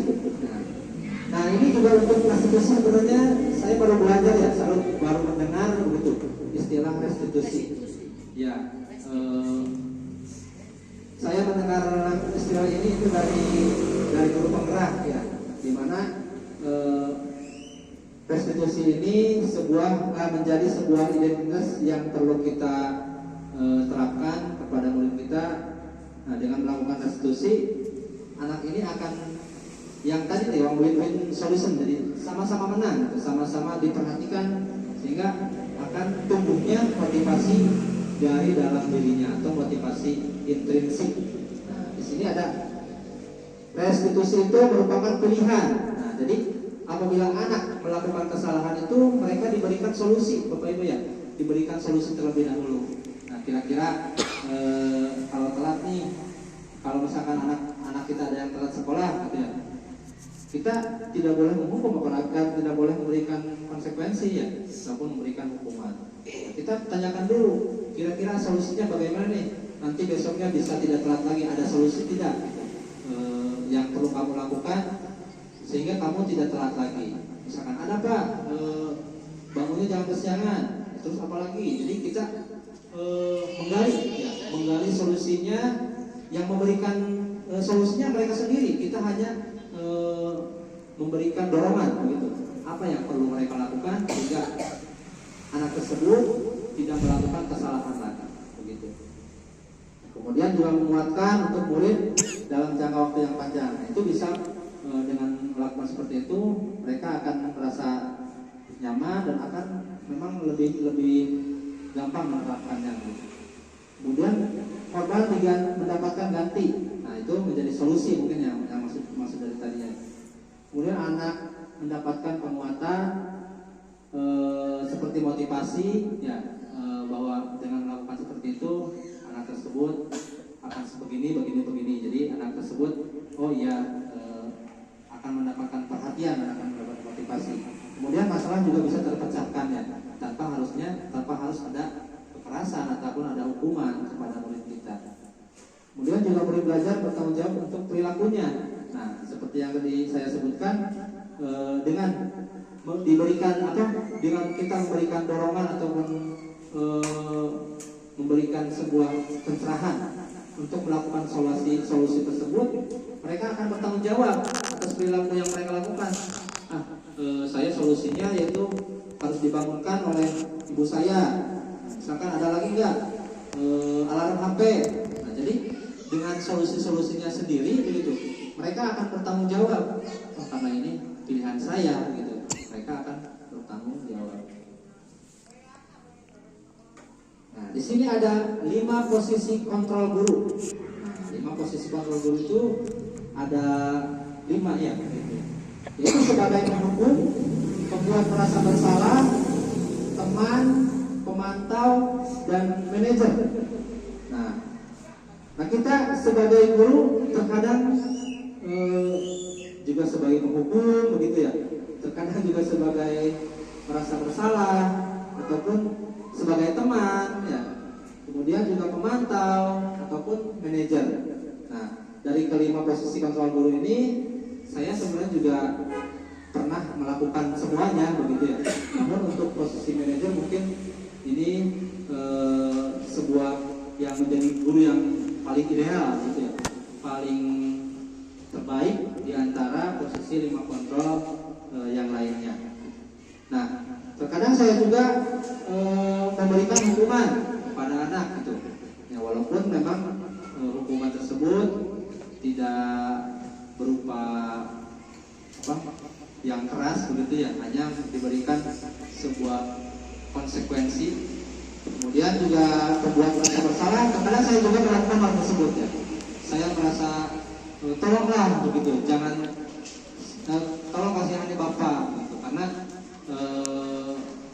dengan kita merasa bersalah mungkin anak akan kritis ya, akan merasa kasihan atau merasa bagaimana. Kemudian juga sebagai teman, nah sebagai teman terkadang kita juga, ayolah kamu tuh bisa gitu, kamu tuh tidak akan melakukan itu demi Bapak gitu. Kita kan di kelas sudah bareng-bareng gitu. Nanti kalau misalkan melakukan seperti itu Bapak akan dimarahi oleh kepala sekolah gitu. Nah, jadi dengan posisi kita guru sebagai teman itu memang masih kurang bagus ya. Nanti anak itu akan merasa bisa ningkah ya, ataupun bisa lebih bagaimana gitu pada kita. Nah, ini kalau memantau ini biasanya diberikan konsekuensi. Nah, apa yang mereka lakukan atau mereka bersalah itu diberikan konsekuensinya. Kemudian ada manajer. Nah kalau manajer ini akan guru itu menjadikan sebagai solusi ya, diberikan solusi, diberikan sebuah motivasi yang lembut sehingga anak itu akan merasa nyaman. Nah di sini ada sebuah contoh video ya, di mana video ini bisa melihat posisi kontrol kelima kontrol guru kita. Dari yang mulai menghukum, pembuat merasa bersalah, teman, pemantau, dan manajer.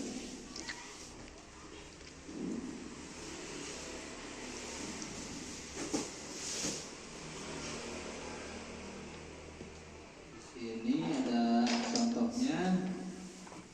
Jadi Bapak Ibu bisa kita simak bersama-sama posisi kontrol yang perlu kita terapkan di sekolah ya.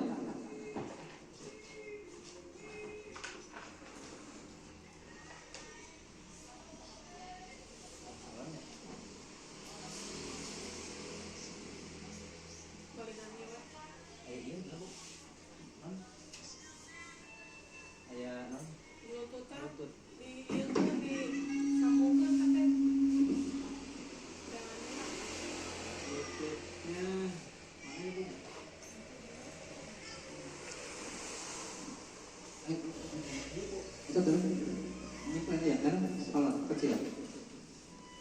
Mana? Ya dari itu di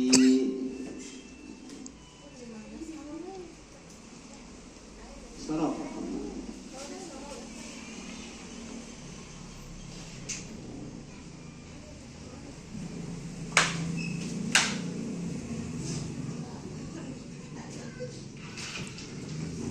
The Bluetooth device is connected successfully.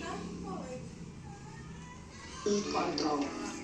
5 posisi kontrol dalam restitusi adalah proses perjalanan seorang pendidik agar dapat mengenali dirinya.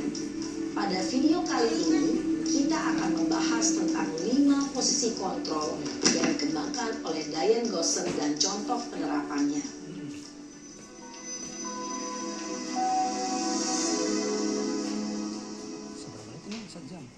5 posisi kontrol itu adalah 1.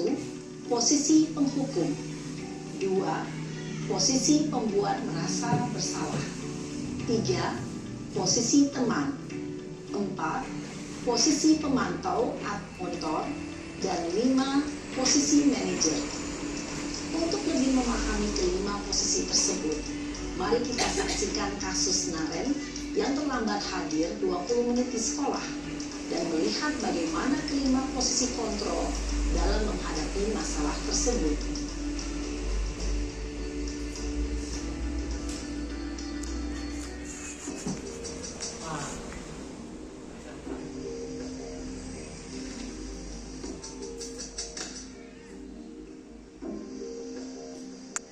Naren, sini kamu. Nah, ini posisi kontrol sebagai penghukum ya Bapak Ibu ya. Selamat pagi, Bu. Selalu terlambat. Kamu deh, pasti terlambat. Maaf, Bu. Saya Apa? Apa coba? Alasan kamu apa lagi? Kapan sih kamu tidak terlambat? Malah sekap di anak. saya Dasar pemalas. Gak kapok-kapok sih kamu. Sudah berapa kali terlambat? Sana. Dulu juga seperti itu. Kamu keliling Pernah lapangan kita basket mengalami seperti 2 itu kali. karena kenapa emosi saya mungkin harus ya. keliling lapangan basket, Bu? Kenapa? Kamu mau lawan ibu? Berani-beraninya jawab. Sudah terlambat, masih berani jawab pula. Sekarang, keliling lapangan basket 5 kali sekalian. Biar kapok. Cepat. Pergi sana ke lapangan basket. Posisi penghukum biasanya berbicara dengan nada tinggi, menghardik, menunjuk-nunjuk, menyakiti, dan menyindir. Hukuman bisa berupa fisik maupun psikis. Ibu dan bapak guru hebat. Dampak yang terjadi pada murid ketika guru berada pada posisi adalah murid cenderung akan memberontak, bahkan menyimpan dendam.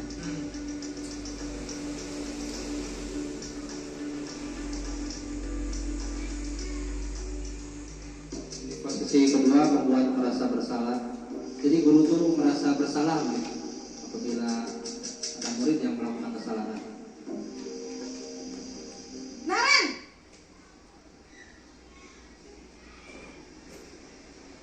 Selamat pagi, Bu. Naren. Kamu kenapa terlambat lagi, nak? Ya Tuhan, Naren. Kamu senang ya bikin ibu susah ya? Kalau kamu terlambat lagi, nanti ibu yang ditegur bapak kepala sekolah, nak. Disangka ibu tidak bisa membina kamu. Duh, gimana ini? Maaf, Bu. Duh, Gusti Naren. Kamu suka ya kalau ibu ditegur bapak kepala sekolah? Terus, sekarang ibu harus tulis apa ini di buku absen? Ini kamu sudah sering terlambat loh. Ibu harus apa coba? Maaf, Bu. Maaf sekali. Ya sudah, lain kali jangan bikin ibu susah lagi ya nak ya. Ibu tidak akan kuat lagi kalau kamu begini terus. Bisa jantungan kalau ibu ditegur bapak kepala sekolah. Sana cepat ke kelas. Maaf ya, Bu. Maaf sekali. Posisi pembuat rasa bersalah berbicara dengan nada tenang, cenderung lembut. Namun kata-kata yang diutarakan membuat murid merasa menjadi orang yang gagal, memandang buruk dirinya sendiri, merasa tidak berharga, dan tidak sanggup membahagiakan orang lain. Ketika guru mengambil posisi pembuat rasa bersalah, murid akan menganggap dirinya yang bersalah dan ia akan menyimpan emosi negatif tersebut di dalam dirinya.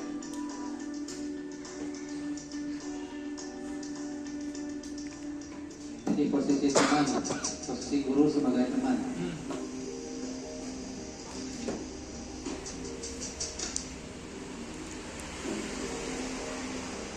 Naren!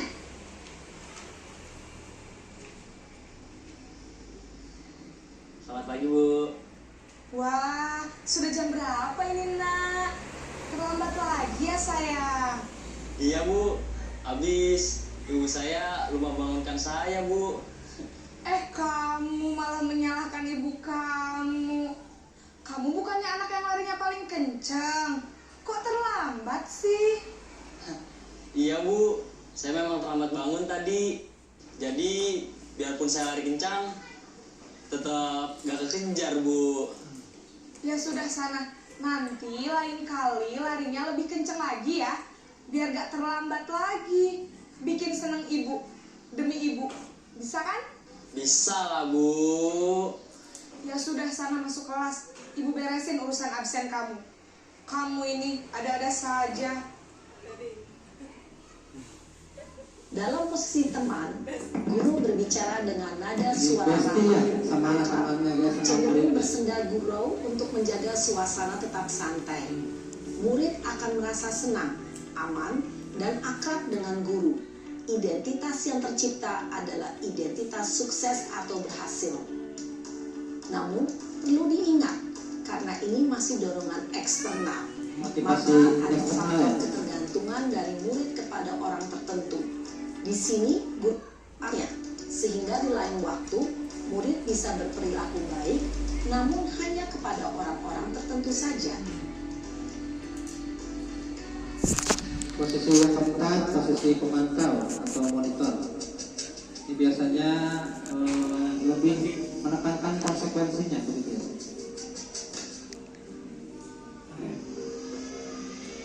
Naren!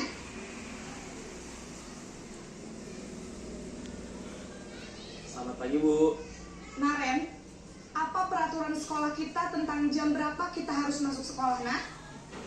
Kita harus di sekolah jam 7, Bu. Iya betul, sekarang sudah jam 7.20. Naren sudah tahu konsekuensinya jika terlambat hadir. Paham, Bu. Saya harus tinggal kelas pas jam istirahat selama 20 menit. Iya benar, konsekuensinya demikian. Jadi nanti jam 9.30 pas istirahat, kamu harus tinggal di kelas, kerjakan tugas tambahan untuk ketertinggalan kamu, ya? Baik, Bu. Posisi pemantau mengandalkan penghitungan atau data untuk mengontrol murid. Guru mengarahkan murid berdasarkan peraturan dan konsekuensi. Seorang pemantau menunjukkan bahasa tubuh dan ekspresi wajah yang datar dan cenderung formal. Nah ini posisi yang paling ideal bagi kita ya, yaitu posisi sebagai manajer. Mudah-mudahan kita bisa diterapkannya kepada diri kita, Bapak Ibu. Naren!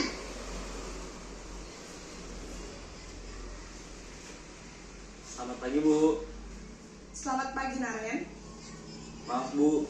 Saya Iya, sekolahnya jam 7, sekarang sudah jam 7.20. Jadi sekarang bagaimana ini, Naren?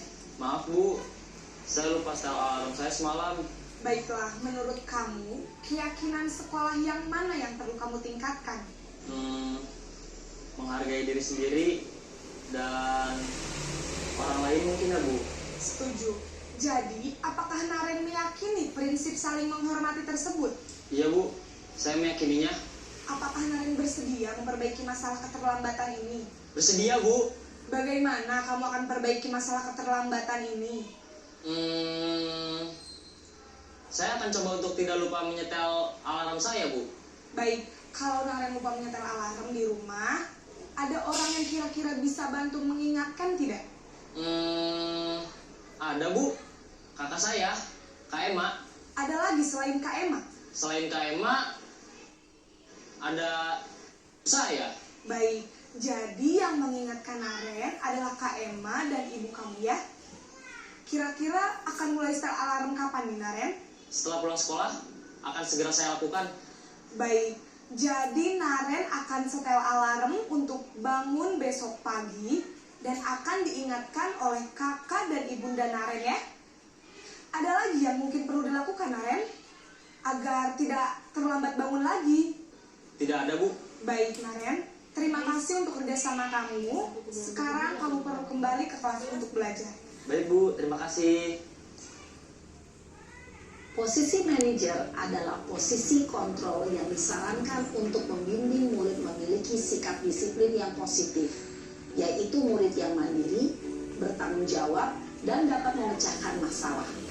Tujuan dari posisi ini adalah agar murid dapat berefleksi atas guru akan dengan tulus memberikan pertanyaan-pertanyaan bermakna, sehingga membuat murid dapat belajar dari kesalahannya dan mencari sebuah solusi untuk menyelesaikannya. Nah, jadi itu ada sedikit percakapan ya video tentang 5 posisi kontrol, di mana posisi yang paling ideal itu adalah posisi sebagai manajer. Ya. Mudah-mudahan kita bisa menerapkannya dan bisa mengimplementasikannya kepada murid kita. Kemudian, nah ini yang selanjutnya adalah keyakinan kelas. Nah, keyakinan kelas adalah suatu yang diyakini bersama yang berasal dari penyatuan pikiran atau menjadi nilai-nilai kebaikan untuk diturunkan di kelas-kelas. Nah ini keyakinan kelas ini harus menjadi keyakinan membuat kita. Ya. Nanti bagaimana kita membuat keyakinan kelas? Nah, keyakinan kelas perlu adanya kesepakatan kelas dulu. Nah, di sini ada pembentukan keyakinan kelas atau sekolah.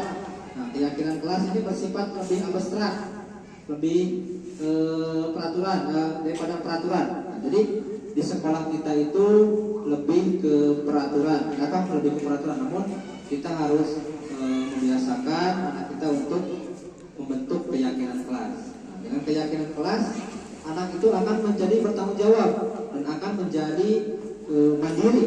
Ya. Nah, di sini ada prosedur pembentukan keyakinan kelas. Yang pertama itu kita berikan anak-anak kita untuk berpendapat apa yang mereka ingin yakini kelas tersebut. Kemudian mencatat masukan-masukannya. Kemudian setelah dicatat, menyusun keyakinan kelas dengan kalimat-kalimat dalam bentuk negatif menjadi positif. Nah, walaupun anak-anak sudah menuliskan nilai-nilai keyakinan kelas, namun kalimatnya masih kurang efektif ya. Jadi kita sebagai wali kelas untuk mengefektifkannya, untuk memperbaikinya lebih disingkat lagi supaya anak tersebut lebih hafal dan lebih bertanggung jawab terhadap keyakinan kelas. Nah, dilakukannya bisa seperti menempel waktu sticky note, waktu kita ya kayak seperti di lapangan dulu kita memberikan sebuah sticky note di kelas, kemudian kita pilih mana yang terbaik atau bila mana ada yang sama kita pilih salah satunya. Nah, ini adalah contoh-contoh dari keyakinan kelas. Nah, dari ada bertanggung jawab, berpikir jujur. Nah, untuk pembuatan keyakinan kelas itu usahakan jangan ada yang kata negatifnya seperti dilarang ataupun tidak boleh. Nah, jadi inisiatifnya misalkan dilarang membuang sampah. Nah, untuk kalimat positifnya kita bisa gunakan menjaga kebersihan. Atau misalkan anak dilarang menyontek, begitu ya. Nah, kita dengan memberikan kalimat positifnya bersikap jujur. Nah, itu. Jadi untuk membuat keyakinan kelas itu diusahakan untuk membuat kalimat-kalimat positif, ya, sehingga anak itu akan terjauh dari yang namanya kalimat-kalimat negatif dan akan menumbuhkan motivasi intrinsik atau motivasi diri yang berperilaku baik, positif, gitu ya.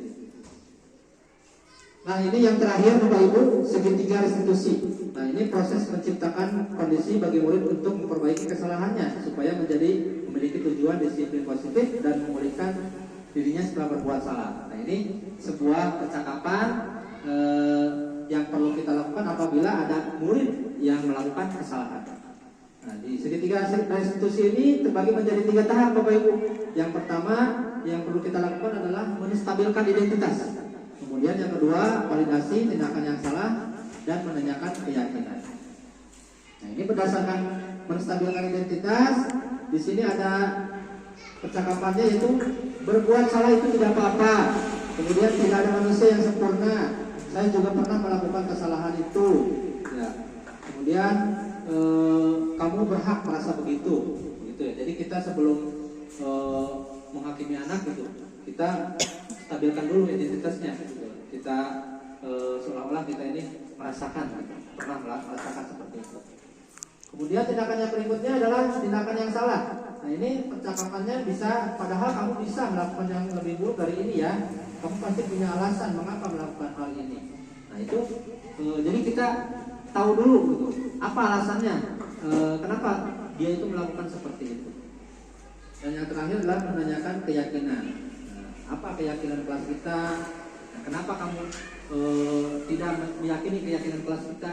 Padahal keyakinan kelas yang telah kita sepakati itu udah dibuat oleh anak-anak kita, gitu, oleh murid kita, sehingga mereka harus bisa bertanggung jawab dan bisa meyakininya. Nah, kesimpulan, dalam penerapan budaya positif di sekolah, kita perlu mewujudkan dengan berkolaborasi dan penerapannya dengan membiasakan murid kita dengan konsisten, sehingga akan terwujud murid yang berakhlak mulia, mandiri, merdeka, dan bertanggung jawab yang sesuai dengan profil pelajar Pancasila. Alhamdulillah di akhir acara saya mengucapkan terima kasih. Barangkali di sini ada yang mau bertanya? Tidak ada. Kalau gitu kita tutup saja. Kita akhiri. Wabillahi taufiq wal hidayah. Wassalamualaikum warahmatullahi wabarakatuh. Waalaikumsalam.